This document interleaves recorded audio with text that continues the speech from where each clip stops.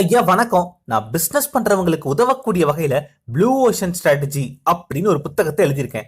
இந்த புத்தகத்தை தமிழ் மக்கள் கிட்ட கொண்டு போய் சேர்க்கிற மாதிரி ஒரு திருக்குறள் எழுதிட்டாங்கய்யா.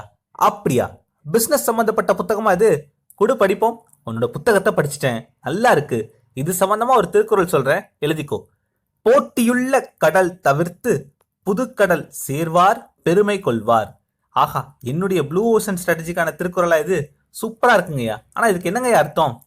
உனக்கு நான் இங்கிலீஷ்லயே சொல்றேன். Those who avoid the competitive C and sail into your new C will gain glory.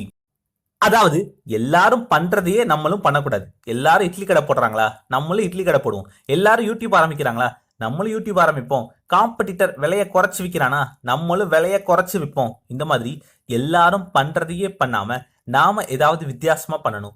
நமக்குன்னு ஒரு புது மார்க்கெட்டை நாம உருவாக்கணும். நிறுவனமா இருந்தாலும் சரி, தனி மனிதனா இருந்தாலும் சரி, உன்னுடைய சிந்தனைகளும் செயல்களும் வித்தியாசமா இருக்கணும். பிசினஸ்ல உங்க நிறுவனத்தோட ப்ராடக்ட்டுமே வித்தியாசமா இருக்கணும். ஒன்னு ப்ராடக்ட் வித்தியாசமா இருக்கணும், இல்ல அதுல ஏதாவது புதுசா வேல்யூவாவது ஆட் பண்ணிருக்கணும். உதாரணத்துக்கு இப்ப நீ வெறும் டீ கடை தான் வச்சிருக்கேன்னு வச்சுக்கோ.